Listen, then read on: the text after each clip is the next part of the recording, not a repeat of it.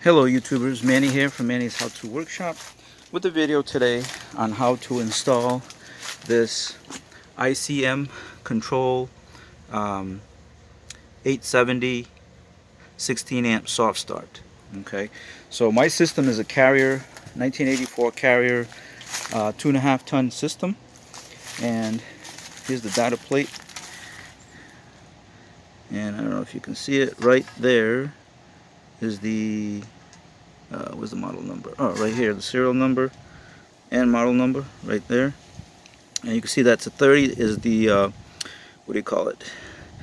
The BTUs, 30,000 BTUs, which is 2.5 ton. This heat pump is actually from '89, but my air handler is from '84, original to the house.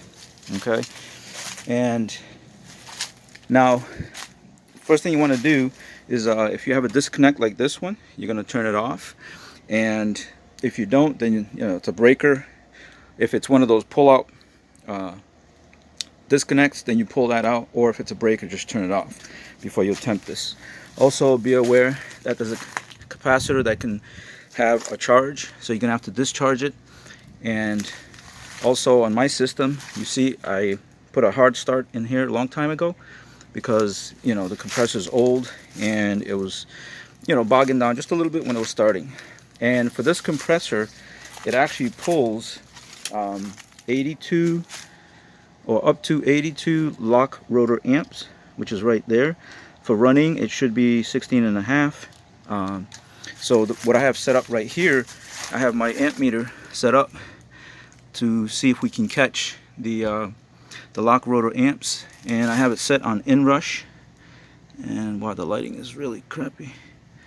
So anyway, it's set up on inrush right now, and it just cycled off not too long ago, so I'm going to wait for it to come back on again so I can catch excuse me, the lock rotor amps before I install the soft start. And for my location, I chose to put it right here sideways because this is an old system that's round. It's not like the new ones that's got the access panel where you can go vertical. Sometimes you may have a space there. You can do it that way, or my other option was to put it like right underneath this box right here, and it comes with a little bit of conduit right there. But I have another piece of conduit like this that in the future, when I decide to upgrade this heat pump, I can go ahead and do it. And now depending on the system, because if the new systems you're installing is high efficiency, you won't probably need this soft start because they already come built into them. Okay, so you can see this is the cover that actually goes on top of my unit, and it's detachable because the fan motor stays mounted. And like I said, and the way that this hard start was hooked up is between the common and the Herm. So on here, my compressor, the blue wire is the Herm, and the common is the white wire. Okay, and the fan is the other I think it's the brown wire right here. So for a hard start, you want to go between the common and the Herm. So I'm gonna get rid of that because this has a hard start in it, and so you won't need to put that in there. And also, so this comes with four different wires, and you can see there's a blue, red, black, and brown.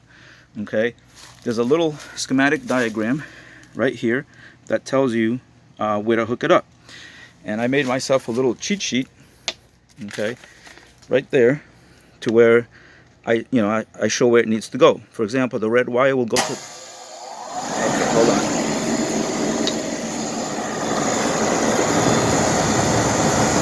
Alright, so it just started, and let me see if I can get a good picture on this.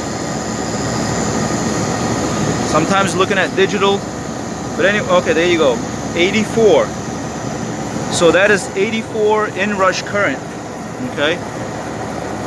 And so, and it's stating that it's 82, on the manufacturing plate right there.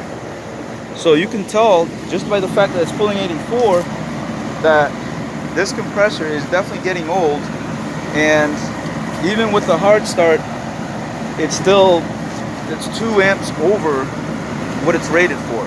Okay, so I'm gonna go ahead and pause the video right now so I can turn off the power, turn off the thermostat so it doesn't keep calling for cooling, to give me a chance to work on this, and then also so I can discharge the capacitor before making all my connections.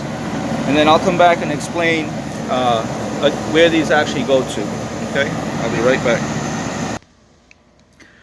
Alright guys, so I just turned off the thermostat so it doesn't call for cooling, so the contactor doesn't stay, you know, down. Also, as an extra safety measure, whenever you shut off the power, okay, you always double check using the multimeter on the voltage setting, AC volt setting, and you can come here to the supply side and check right there, okay, just to double check that you have no power coming through. It's just an additional safety measure. Okay, all right, so getting back to what I was saying before. So the 4 wires, okay, red wire, like I said, goes to the common on the compressor, okay, which for me it's going to be this white wire. So there's 4 tabs there, or tangs, that you can put the wire to, and then the blue wire is going to go to the Herm, just like the other blue wire. In my case, they match. And then the brown wire goes to the run side of the compressor. And you see my little diagram right there that I made. My Herm is blue, my common is the black wire, my run is yellow. So if you look at the load side of the contactor right here, this is the black, okay, which black is my common for the compressor, because you can see that the wire gauge is much thicker for the compressor, okay. And then the yellow is my what do you call it, my run. Yeah, what did I say? Yeah, run is yellow. Okay, so that means that the only 2 wires left we have to hook up is the black and brown.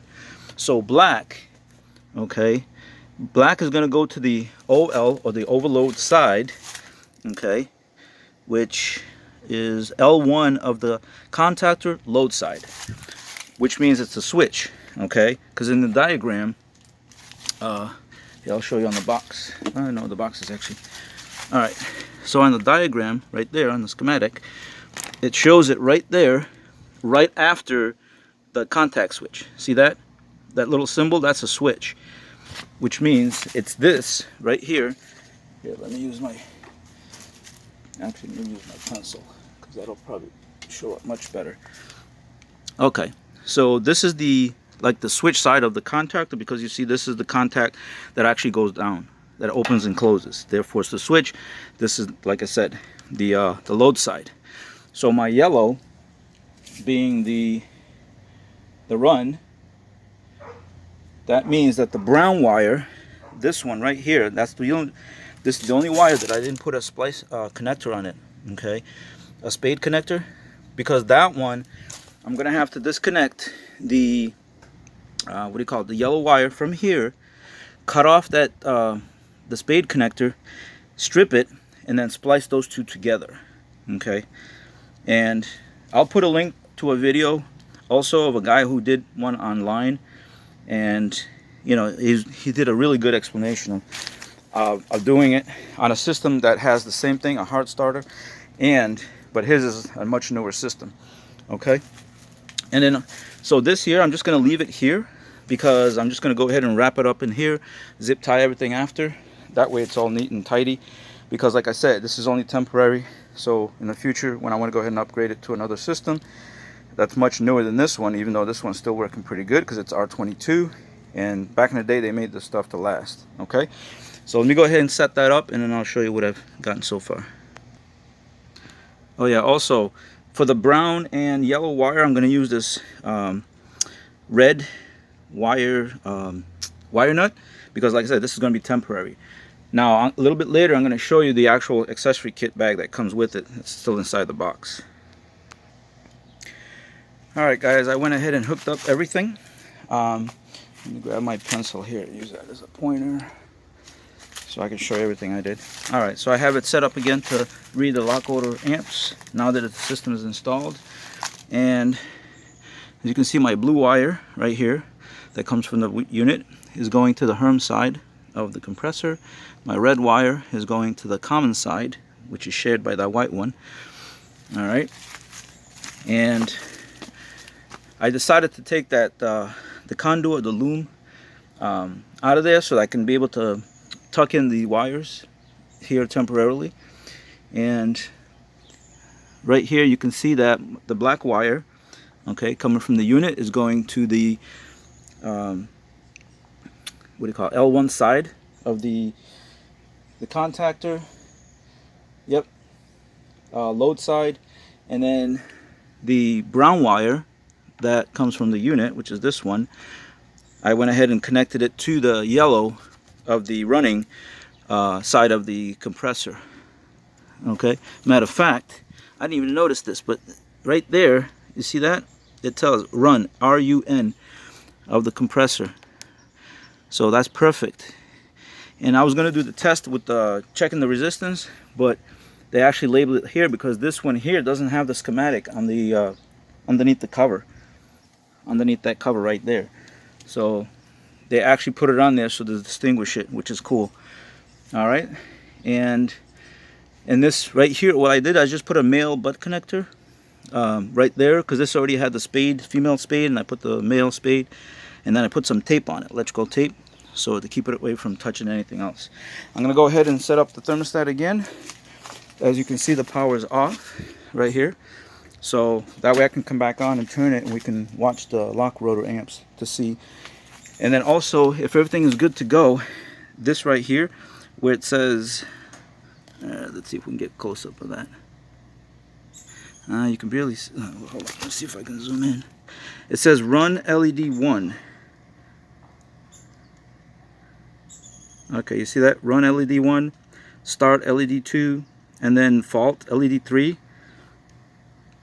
Well, right here, it has the trouble codes. So if you get a fault, it'll tell you exactly, what do you call it, what issue it is. See the flash codes? Okay, it says start green, run green, fault red, flashing. So let me go set up the thermostat. I'll be right back. Okay guys, I just turned on the thermostat. I set it to 80 because down here we're getting 90-degree temperatures, and 80 degrees coming from 90 degrees outside feels like it's 75 to me anyway. But I already have it set to, like I said, amps, and then right there, and then inrush is on. It's right in the middle. And we'll go ahead and turn on the thing. Hopefully we'll capture that and see where it goes.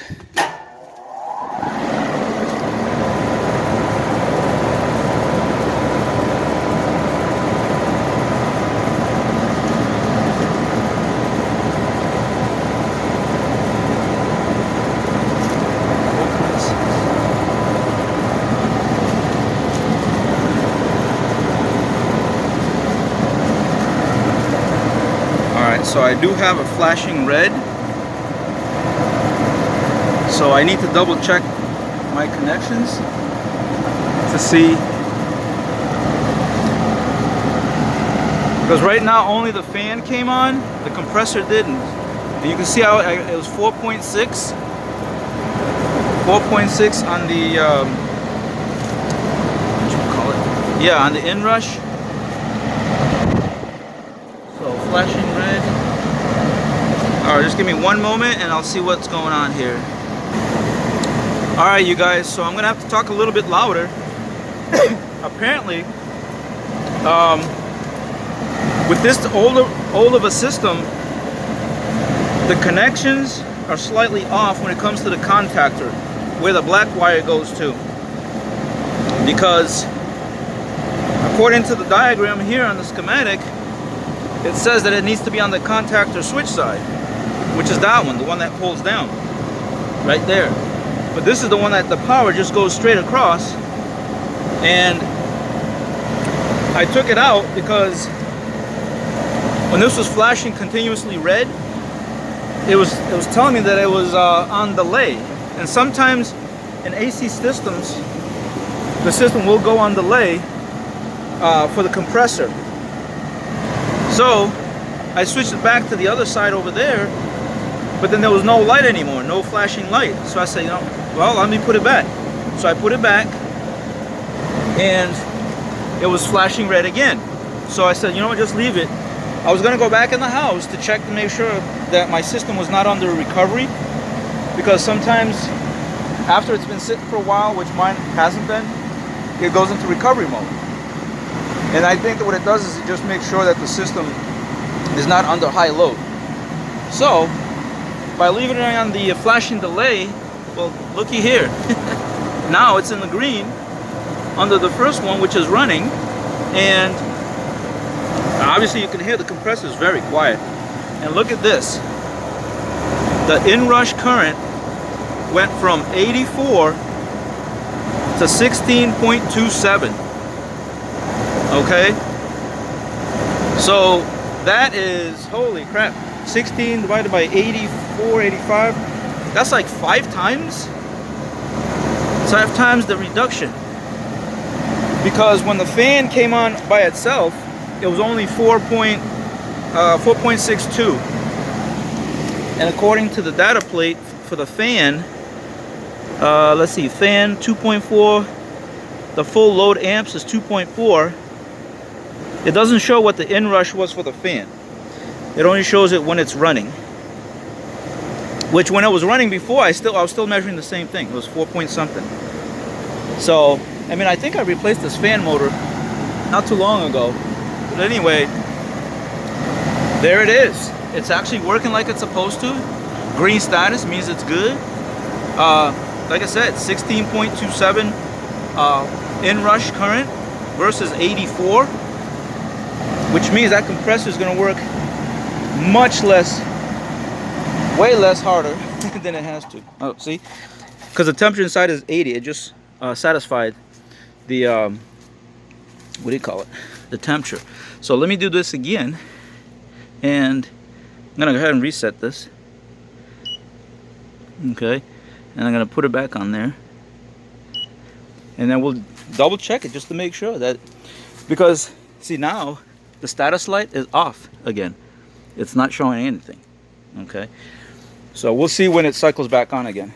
All right, just to continue, so I was telling you guys about the accessory bag that came with this, right? Here it is right here. In there they gave you some zip ties and a whole bunch of different connectors. Okay, so this black one, this is if in case you had to mount it on the outside, and then you put this little conduit pass through for stupid mosquitoes. Hey, let me take a seat because it's getting toasty out here. Anyway, so that's for the conduit pass through, right? The black one. Then you got all the different kind of spade connectors, female, male. Okay. Ooh, that was a fat one. Look at that. Freaking mosquitoes. Boy, they don't give you one chance to come out here and do anything. Anyway, so they give you a bunch of spade connectors. They give you 4 screws, self-tapping screws, which on this unit, I only put the one right up here, right there. And it's way above the fan blades. So, I don't know if you can see it. Right there. It's way above the fan blades, so it's not going to hit nothing. And, but yeah. And then, oh, and then those other connectors, right there. This one, this white one, is for, you know, actually to crimp the brown and the yellow. In my case it's yellow, in yours it could be different color, black, red. So that's for crimping it for a permanent solution. But like I said, I just used the male butt connector to the female, and it's good. So let me go ahead and pause you because I don't know when it's going to start up again, and then we'll catch it right there. Alright guys, so the system just started again. Only the fan came on, and once again it's flashing that it's in the on delay mode. So I guess for my setup, it's going to be a 3 to 5 minute delay before the compressor starts. Okay, so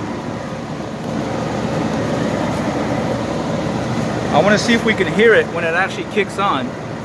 Because the last time when I went back in the house and I was looking at the thermostat, I just so happened to go into, open that closet door where where you can get to the air handler, and I was feeling the pipe, and I'm like, wait a minute, but inside the house was 82 degrees when I went to go turn it back on, and then all of a sudden, when I came out here, I went back, it was 80 degrees.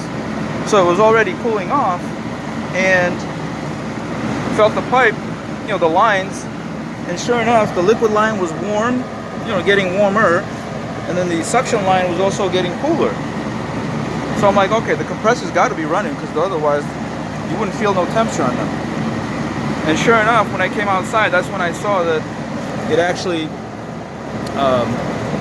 was in the run mode, or the green light rather, and that it was pulling 16 amps, 16 and a quarter. See, as you can see right now, with just the fan running, it was 4.6 on the inrush. Okay, which means that if it's counting the fan plus the compressor, it's possible that the compressor is actually only pulling either 12 something, or I don't know how, if the meter just shows the actual inrush that it came in. Yeah, I don't have nothing to sit on over here to be able to see it when it actually kicks on. No, the only thing I didn't do, I didn't time it to see how long the delay is before it will, allow the compressor to come on. Because this capacitor is actually, I believe, the rated capacitor for it, which is a 45.5. The 45 is for the compressor side, the 5 is for the fan side. And there it goes. Okay, so the compressor is actually 16.03, and it's a little bit less than it was the last time.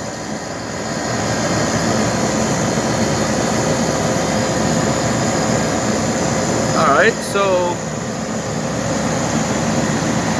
now you can hear the compressor a little bit, and it gets quieter obviously as it's running. And if I feel the line right there, oh yeah, the line's toasty. Yeah, the suction side is nice and chilly. But yeah, there it is. So I guess for me it's going to be about a 5-minute delay before the compressor will come on. And like I said, it's about 16, pulling 16. So it's a lot better than at 84. And I can deal with the 5-minute delay, because you can't tell the difference in the house anyway. And like I said, you can hear the compressor when it first came on. Hopefully that little bit of a sound is not because it's losing its lubrication or oil, because I think you can add more oil to this, but usually it's prior to charging the systems when you add a little bit of oil.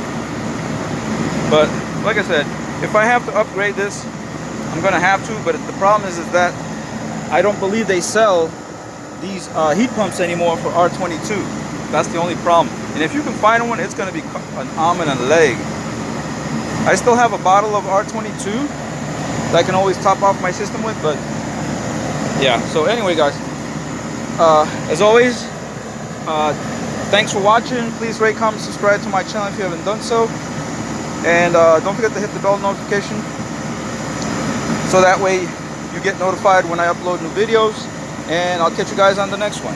And once again, this is the Soft Start by ICM, model number 870 and 16 amp. 16 amp is good up to a 3-ton system. Okay, mine being 2.5, and it works perfect. All right. Okay, guys. I'll catch you on the next one.